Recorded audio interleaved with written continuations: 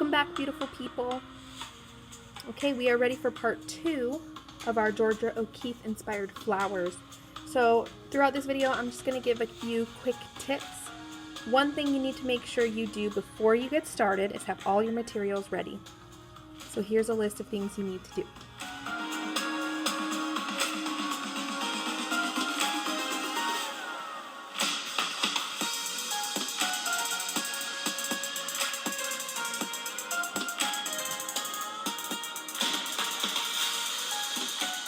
Okay, the second thing you need to do is figure out what your plan is before you get started. So remember that you want the flowers to stand out. So what you're going to need to do is pick contrasting colors for your flower as well as your background. So what I'm going to do is I'm choosing to do like pink, purple, and red in my flower with a little bit of yellow in the center. And my background is going to be the opposite. Remember that there are warm colors and there are cool colors. So you need to pick to either start with your flower as a warm color or start with your flower as a cool color, and then the background is going to be the opposite. So I've chosen warm colors for my flower, and I'm going to do cool colors in my background. I'm going to do blue water and a green lily pad. Here's a picture to help you figure out which are warm colors and which are cool colors. And you need to think of a plan before you start to paint.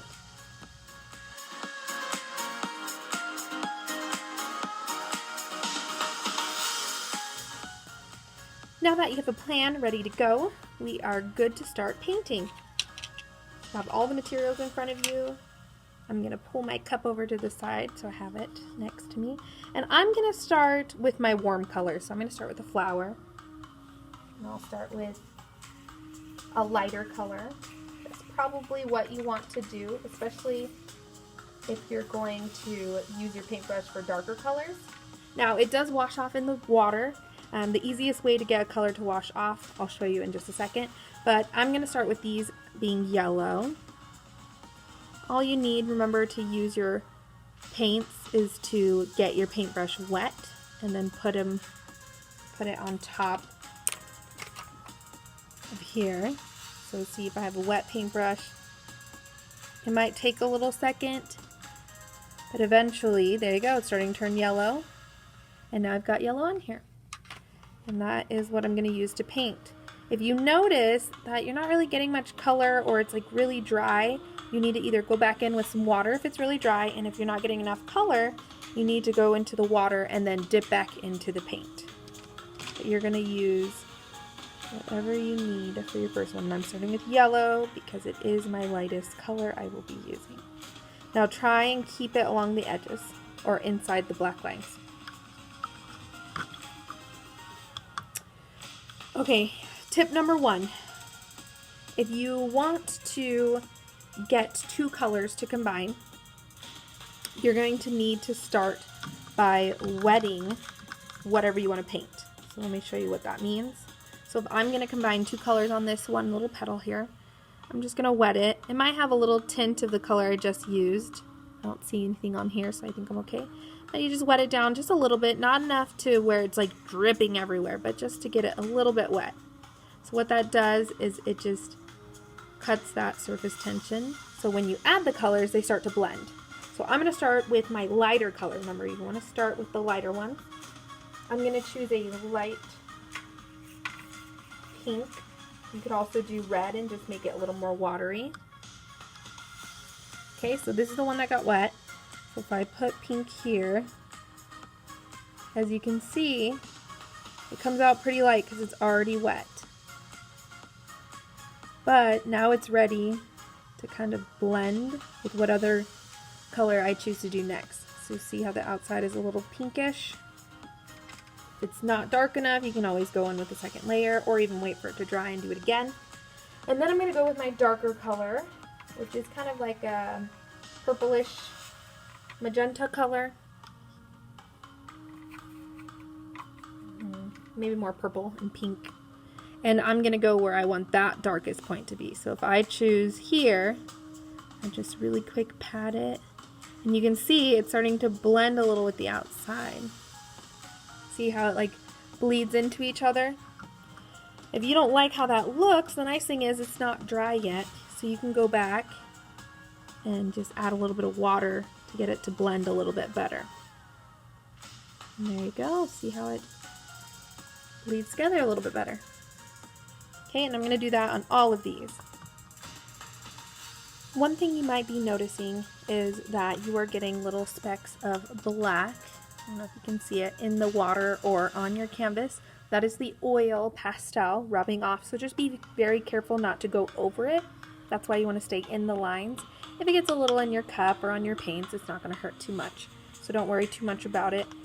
You just don't want to rub it all the way out. You want to keep that black line, all the black lines on your canvas.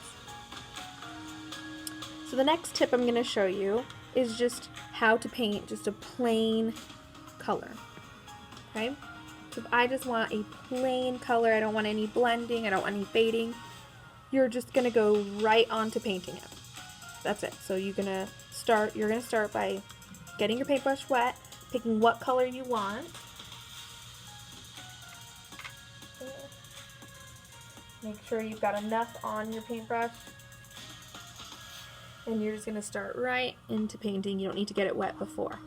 Do you see how you just get a really solid, thick line? Oh, I'm getting a little paintbrush hair. That's okay. And that's it. You are going to get a little bit of texture, but as you can see, it's pretty solid. And you'll just continue like that. The next tip I have for you is how to go from color to no color. So like if you want to create some white spots in here, you're going to start by figuring out where you want your color to start. So I want my color to start here, and then I want it to go white in the middle. So what I'm going to do is along the edges, I'm going to get it wet and then drag it in a little bit.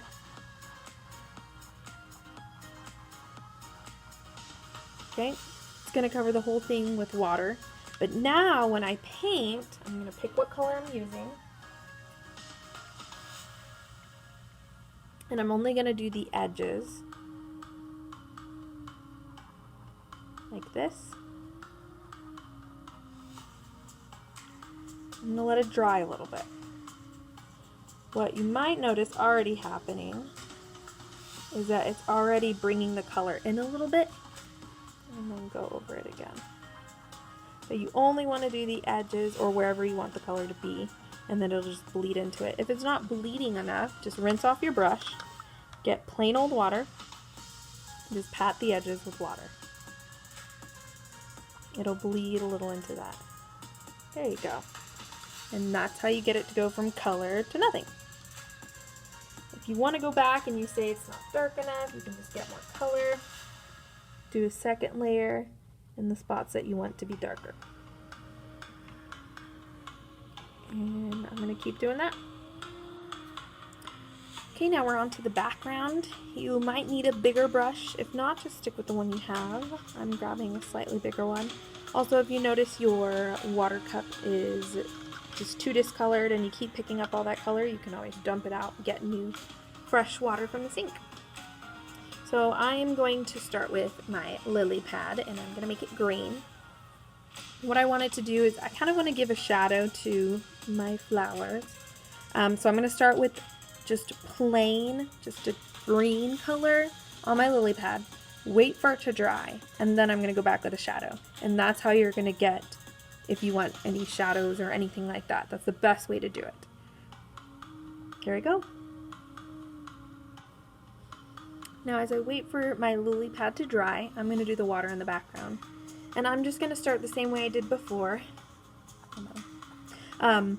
with just a plain blue, and then I'm going to add some darker blues and some lighter spots as well. And that one, I actually want it to be wet while I'm doing that. Here we go. Then you might notice that I'm kind of going back over when I'm spreading the blue around. And the reason for that is because I want to create kind of like darker spots and lighter spots, so you can kind of tell that I'm dealing with water in my background. Now this is kind of a fun trick you can do with anything if you want to do it on your flower petal or in the background. You just start by going over with whatever color you want. Let's see, so like blue, whatever.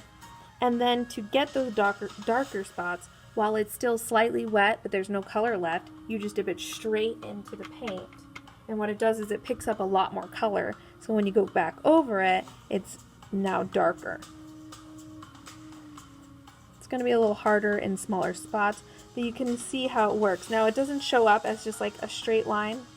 It kind of smooths it out with the wetness, and that's what you want. You don't want just plain painted lines. You want it to smooth out a little bit with whatever you also have, which in this case is my water background. Okay, if you want to add even more dark colored and light colored spots, well, for light colored, you just completely wash the color off your brush, so you only have paint, just plain paint on your brush. See, it's completely clear. It's just plain water, plain water. And when you go over spots, it'll actually take some of the paint away, like that. And you can add that. You need to keep cleaning it though, or it's not gonna work. And then you just go over with plain water, gives it some white spots,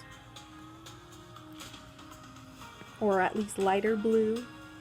And if you want darker, you might try and add maybe some black, but only a little bit, just a teeny tiny bit. Just get a slightly darker blue. So when you go over it, again, it still needs to be wet so it blends.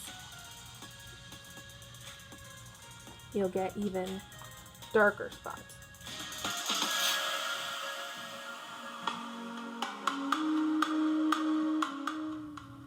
And I don't want a lot of water. I want mostly paint on here. And I'm just gonna follow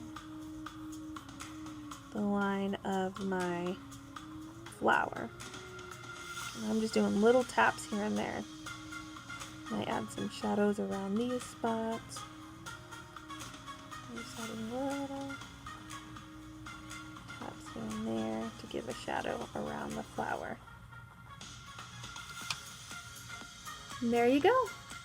There's your flower.